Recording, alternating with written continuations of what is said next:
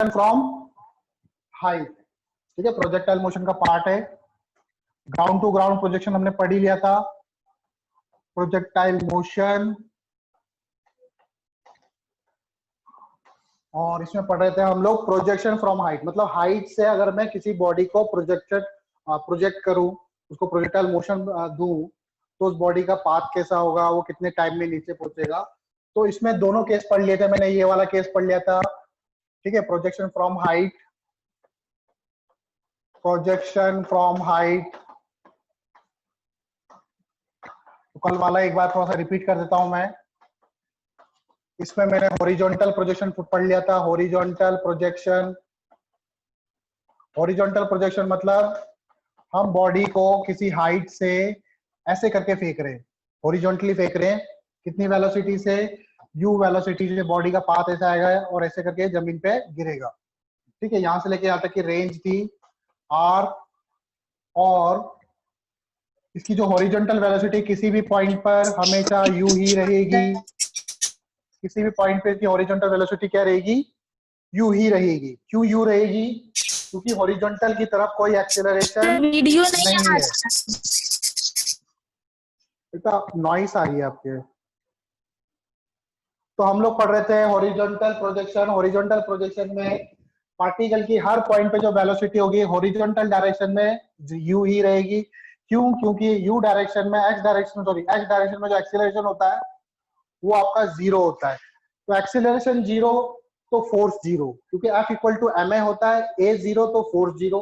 तो x direction में कोई फोर्स नहीं लगेगा, तो फोर्स नहीं लगेगा तो बॉडी पे कोई चेंजेस नहीं आएंगे। जिस वेलोसिटी से चल रहा है वही वेलोसिटी हमेशा रहेगी। किस डायरेक्शन में? Along x. लेकिन वाई डायरेक्शन में इसमें फोर्स लग रहा है जी, नीचे की तरफ ग्रेविटेशनल एक्सीलरेशन है, तो ग्रेविटेशनल फोर्स लग रहा है, ठीक है। तो नीचे वाली वेलोसिटी क्या होगी? चेंज होगी। जब ग्राउंड पे गिरेगा तो v वेलोसिटी से गिरेगा। मैं डायरेक्ट रिजल्ट लिखूंगा। इसका जो टाइम ऑफ फ्लाइट आया था कल, टाइम ऑफ फ्लाइट कितना आया था?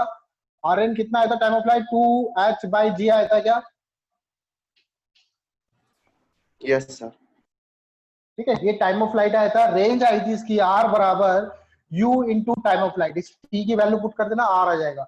और ग्राउंड पे जो इसकी वेलोसिटी आई थी, कितनी वेलोसिटी से ग्राउंड पे गिरा था ये, तो ये आया था कुछ u स्क्वायर प्लस 2gh।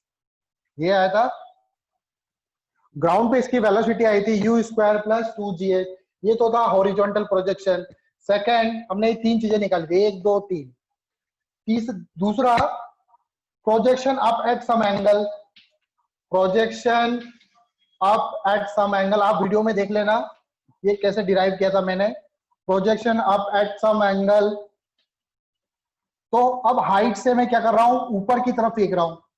कितनी वेलोसिटी से? u वेलोसिटी से। अगेन एंगल थीटा, हॉरिजॉन्टल से थीटा एंगल पे फेंक रहा हूं ऐसे करके। ये हॉरिजॉन्टल है, इससे थीटा एंगल पे फेंक रहा हूं। बॉडी यूं करके जा रही है और ऐसे करके फिर ये ग्राउंड पे गिर रही है।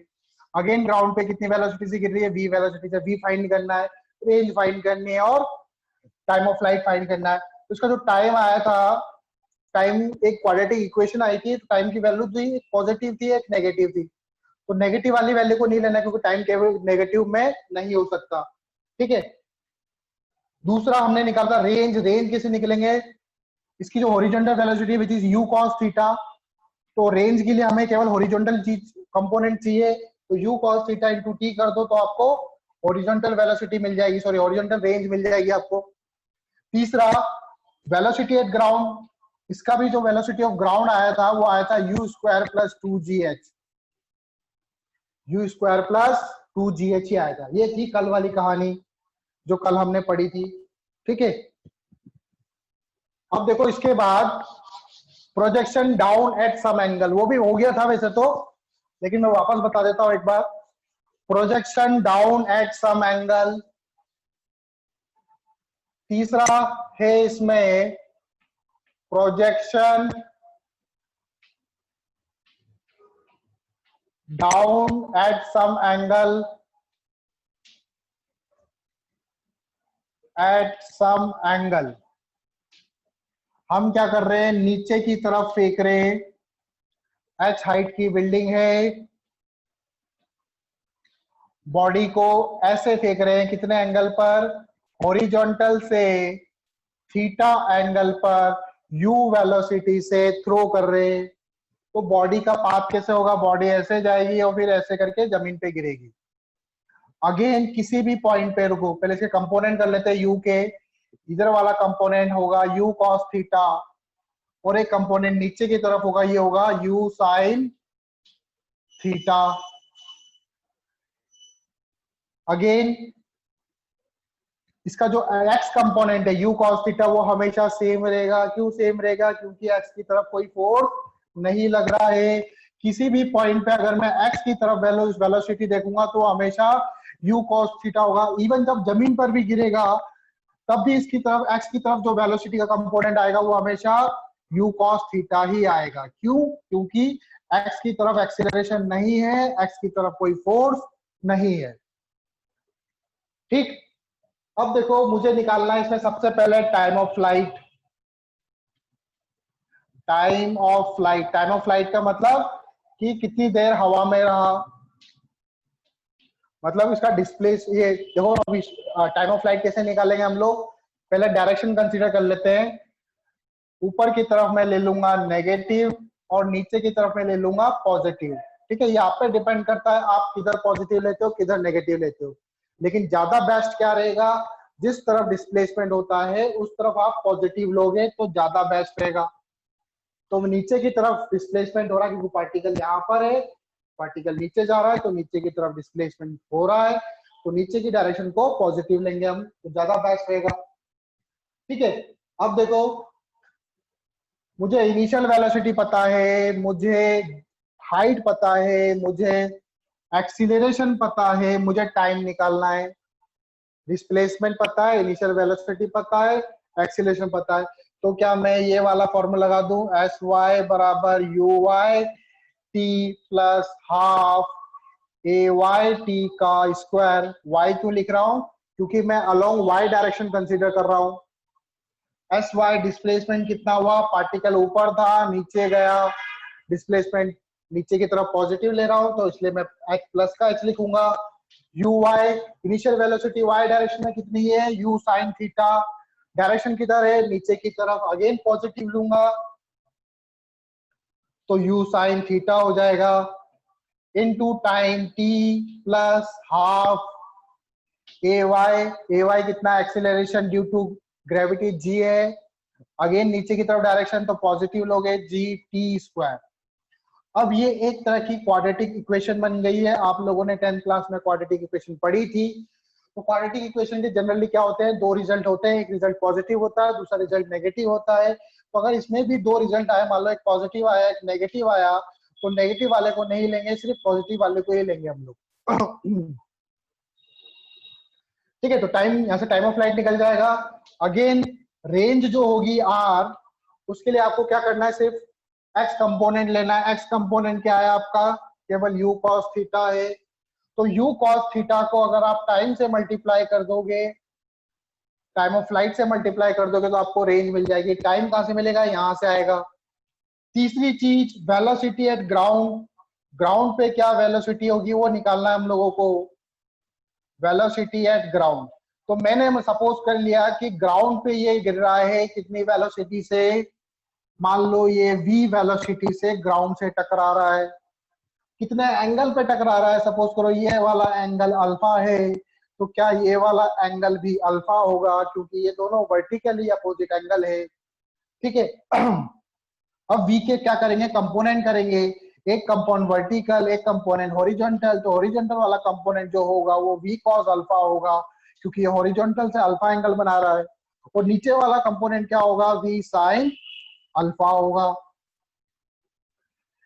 और ये जो v cos अल्फा है क्या ये u cos थीटा के बराबर होगा, क्योंकि किसी भी पॉइंट पर इसका हॉरिजॉन्टल कंपोनेंट कभी भी चेंज नहीं होगा, हमेशा u cos थीटा ही रहेगा।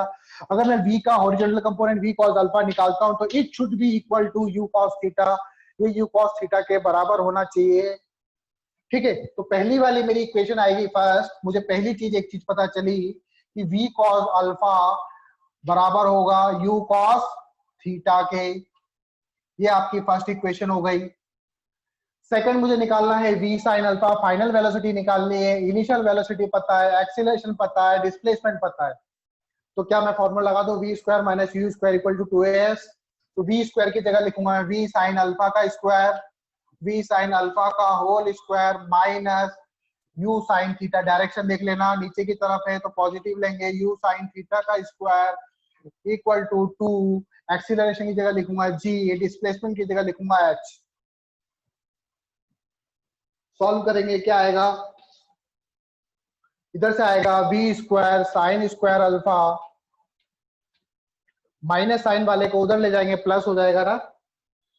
तो क्या हो जाएगा, मैं डायरेक्टली ले रहा हूं यहाँ पे you square sine square theta plus 2gh।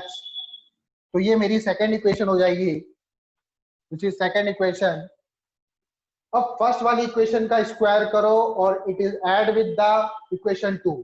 इसको इक्वेशन 2 से ऐड करो, तो फर्स्ट वाली इक्वेशन का स्क्वायर करूंगा तो मुझे क्या मिलेगा, v square cos square alpha, और इधर क्या मिलेगा, u square cos square theta. देख लेना आप लोग, ठीक है। और इन दोनों को क्या कर दो, ऐड कर दो।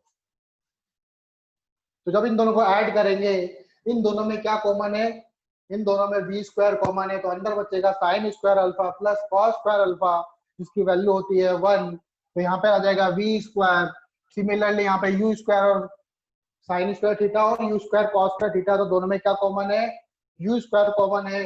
अंदर again sine square theta plus cos square theta बचेगा, वो भी आपका क्या होता है, 1 होता है। तो अगेन यू स्क्वायर हो जाएगा यहाँ पे प्लस 2gh। अगेन इसका स्क्वायर हटाऊंगा, स्क्वायर हटाऊंगा तो यहाँ पे आ जाएगा मेरे पास v equal to u square plus 2gh। मतलब तीनों ही केसेस में velocity at ground u square plus 2gh ही आई। बॉडी को आप ऐसे फेंको, यू से ऐसे फेंको या ऐसे फेंको, हमेशा जब ग्राउंड पे गिरेगी you square plus 2gh velocity से ही गिरेगी। उसका एंगल पे फर्क नहीं पड़ता, कितने भी एंगल पे फेंको आप लोग, वेलोसिटी ग्राउंड पे यू स्क्वायर प्लस 2gh ही रहेगी। आई बात समझ में। चलो अब क्वेश्चन देखते हैं हम लोग इस पे।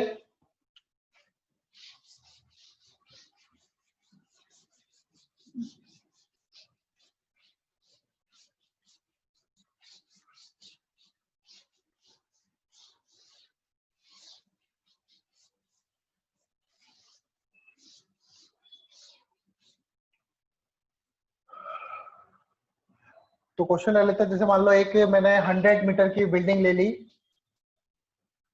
100 मीटर की एक बिल्डिंग है। इस बिल्डिंग के ऊपर से मैंने एक बॉल को हॉरिजॉन्टली थ्रो किया, कितनी वेलोसिटी से,